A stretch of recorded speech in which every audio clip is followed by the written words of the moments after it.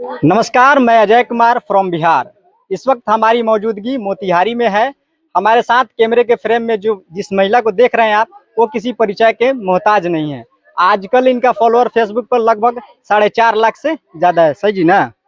फिर भी इनका नाम हम लेते हैं, इनका परिचय लेते हैं और इनका ओरिजिनल आईडी क्या है इनके बारे में जानते हैं और इनकी जर्नी के बारे में जानते हैं, कैसे शुरुआत की फेसबुक के बारे में। स्वागत बराबर। आपको चैनल में स्वागत है। जितना भैया देख रहे हैं आप लोग, नमस्कार दोस्तों।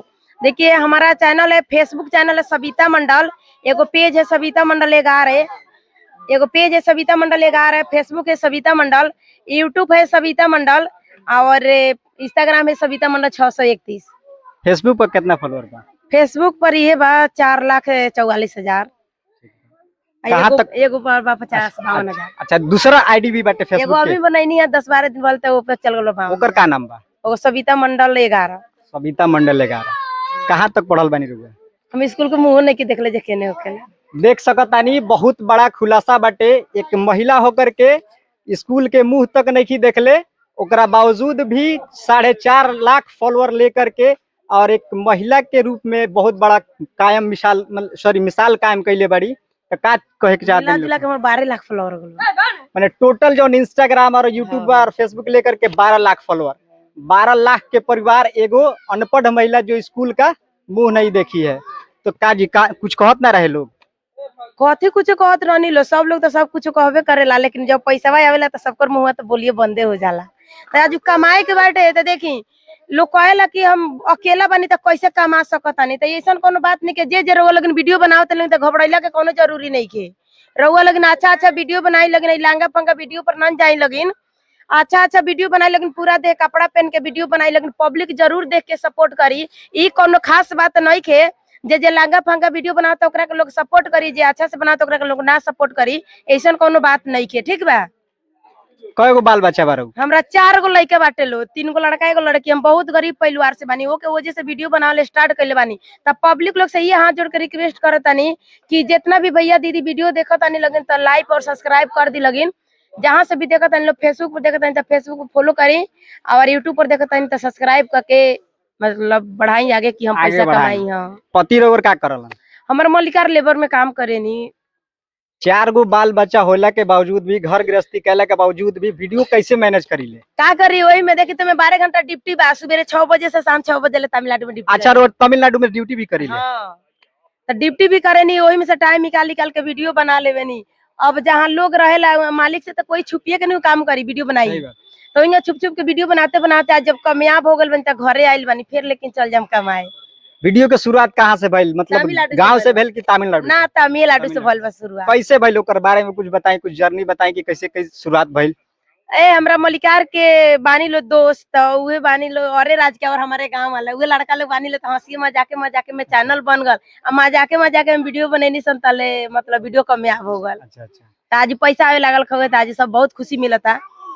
एगो रोवर जौन पूरा सोशल मीडिया पे सबसे ज्यादा वायरल वीडियो जौन होके रोवर ध्यान में होके, जैसे रोवर के पहचान बनल, जेके लोग रोवर के देखलक। ये बोलले रहनी एगो बात आगे में, इसे जैसे मुड़ी पे टोकरी ढोत रहनी नु त गामछा रखले रहनी है आगे में। ये बात बोलले बानी कि का जी रउआ बिहार से बानी? अगर बिहार से बानी तो हमहू बिहार मोतिहारी जिला से बानी, हमर वीडियो देखी फॉलो कर ले। देख सकतानी इनकर जौन वीडियो वायरल भइल रहे, ऐसे ही काम करके रहनी, पसेरा से पूरा दे बिज गए। ऐसे ही खिसियाले एगो वीडियो बना देनी बस वो वीडियो हो गल कामयाब। अच्छा, पब्लिक के प्यार दुलार मिल गल। रोवर वीडियो हम भी देखी ले कि बहुत सारा लोग के आईडी प्रमोशन करे ले, बहुत सारा लोग भी आवेला। ठीक बात। तब का कहेला लोग, मतलब कुछ पैसा वैसा देवेला लोग कि ऐसे केवल पैसा के डिमांड ना रहेला हमरा लगे। ऐसे तो बहुत बड़का स्टार लोग वाले जे लेवेला लोग पैसा, लेकिन हमरा लगे भी अपना खुशी से लोग दे देवेला 1000, 500, 200, 400। ओमे सब लोग ना देवेला। कोई तो इतना ना मजबूर बा कि ओकरा के हम भाड़ा देके घर से भेजेनी। क्योंकि इतना मजबूर आ जाला कि ओकरा के हम अपना लग से पैसा देके भाड़ा तो भेजेनी घर। खास करके जौन औरत या लड़की जौन छोट क्रिएटर बटे, अभी शुरुआत कर रहल बटे वीडियो बनावे के, रउआ के देख करके ओकरा के का कहे, मतलब कैसे शुरुआत करो, कैसे वीडियो बनाओ? हम इहे कहल चाहता नहीं उनकरा के कि रउआ वीडियो बनाते हैं घबराई मत, वीडियो बनाई अच्छा। एक दिन पब्लिक के नजर जरूर पड़ी आ पब्लिक के प्यार दुलार से आशीर्वाद जरूर मिली कि रउआ पैसा कमाएम। आ घबराइला के कोनो जरूरी नहीं कि कोई छोटे से न बड़ा होकेला, कोई सही पहले बात बा। जीरो से तो हीरो होकेला। सही इतना मनी महाराज भैया बड़न, चाहे खेसारी लाल बड़न, चाहे पवन सिंह बड़न, पहले जीरो से आज हीरो बन गए वालों की सोशल मीडिया पर छा देले बाटे लोग। देख सकतानी सविता मंडल जी के बहुत बड़ा खुलासा बाटे कि केहू होके चाहे कितनो बड़ा क्रिएटर आज के डेट में बाटे, ओकर शुरुआत जीरो से ही होला। मतलब शुरुआती दौर से में लोग उनका के ना पहचानेला, जीरो से ही जब लोग देवेला प्यार, ओकरा बाद ही लोग उनका के पहचान पावेला।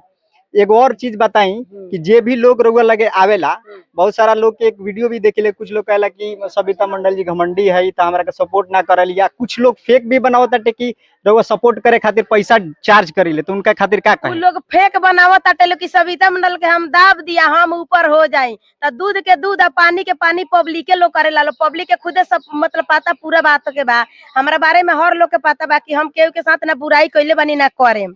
तो ना हित ना दोस्त, ना हित ना दोस्त रिश्तेदार, आ सब मिलल बा पब्लिक के प्यार। पब्लिक के प्यार बता सब कुछ बा। सोशल मीडिया के कोनो गारंटी नहीं कि कब का होई, तो पहि- काहे ला जाई घमंड करे। पहला पेमेंट आवे में रउआ कितना समय लाग गए रहल?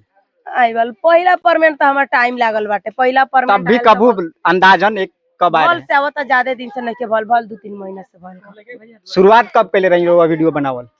कै साल से? ई अगहन आई तो 2 साल हुई। 2 साल।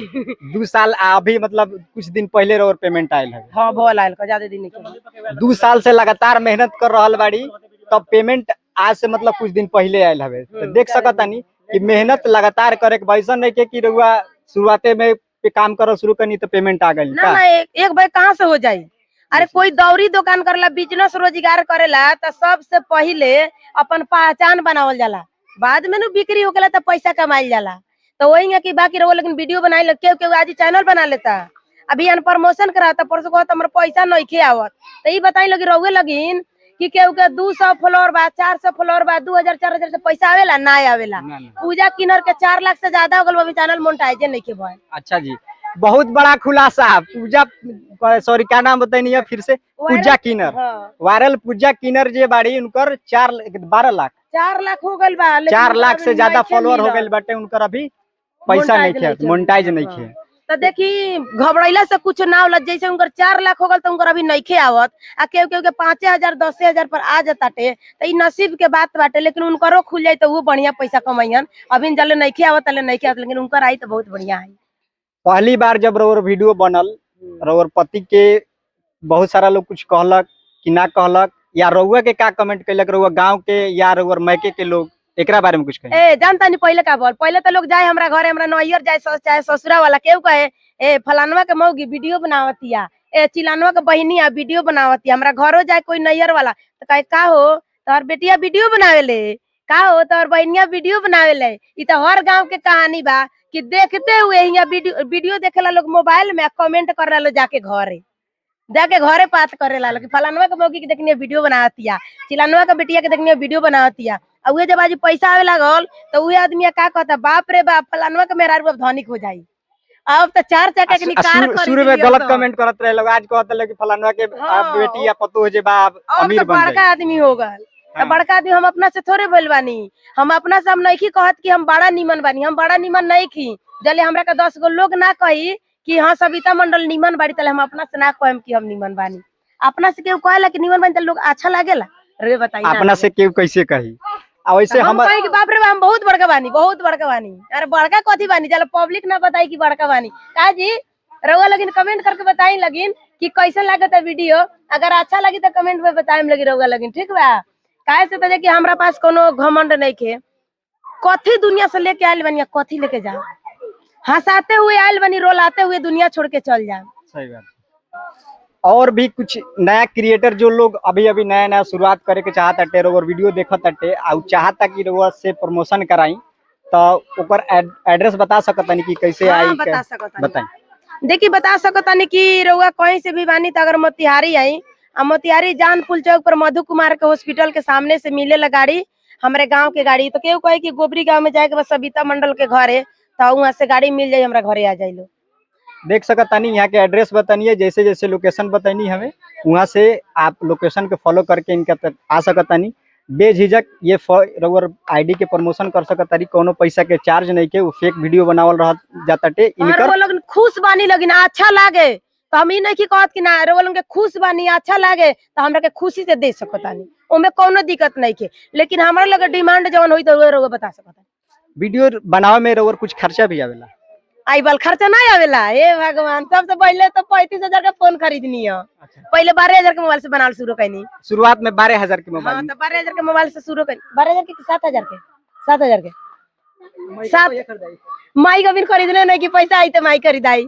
7,500 के मोबाइल से पहले बनाल शुरू करनी, तो बाद में जब अच्छा लागे लागल तो 35,000 के फोन खरीदनी, तो उसे वीडियो बनावे लगनी। एगो स्टैंड खरीदनी तो बाहरे छूट गल बा। अब माइक किने के सोचतानी, अब के जानी कितना का माइक होके हमरा लगे माइको नहीं के सोचतानी किने के, लेकिन कहिया किनी तरह लेकिन इतना वीडियो का शेयर करी लगिन कि हमर पैसा बनो जो किना जाओ। हमर चैनल पब्लिक डिमांड मीडिया बटे, एकरा बारे में का कहे के चाहते? पब्लिक डिमांड मीडिया बड़ा निमन नाम रखले बानी। पब्लिक के डिमांड है। पब्लिक डिमांड है, बहुत अच्छा। कौन चैनल है? यूट्यूब की फेसबुक? यूट्यूब, फेसबुक, इंस्टाग्राम सब पर पब्लिक डिमांड मीडिया बा। वहाँ लोग रउआ के देखा था, तो वो दर्शक के का कहे के चाहम? वो लोग से कहतानी कि बहुत अच्छा नाम बा, जगह पब्लिक के हिसाब से नाम भी बा। अगर वो लोग देखत तो फॉलो कर ली, लेकिन कि एक से एक वीडियो देखे के ला मिल जाई। और वो फायदा रही रहो लेकिन कि जब ऊपर लाइव स्टार्ट हुई चाहे वीडियो चढ़ी तो सबसे पहले रहो लेकिन के पास जाई, तब फॉलो कर ली लगिन और सब्सक्राइब कर ली लगिन। और हमार चैनल बस सविता मंडल, यूट्यूब चैनल है सविता मंडल, फेसबुक चैनल है सविता मंडल और इंस्टाग्राम चैनल है सविता मंडल 631। लेकिन एक बात, इंस्टाग्राम पर हम 2 लाख फॉलोअर के अलावा एको पैसा ना आवेला। देख सकता नहीं, इंस्टाग्राम पर इनका 2 लाख फॉलोअर हो गए बटे, फिर भी पैसा ना आवेला। बड़ा दुख के बात बटे। और सपोर्ट प्यार के उम्मीद रखता नहीं दर्शक से इंस्टाग्राम उम्मीद तो रखले बानी, लेकिन बुझाता कादू ना मिलेला। अच्छा, बहुत जल्द इनका भी इंस्टाग्राम पे भी प्यार दुलार सब कर मिली। ये वीडियो में इतना ही, फिर मिला तनी एक नया क्रिएटर, एक नया सज्जन के साथ, नया वीडियो के साथ। रखिए अपन ख्याल। Thank you, good by.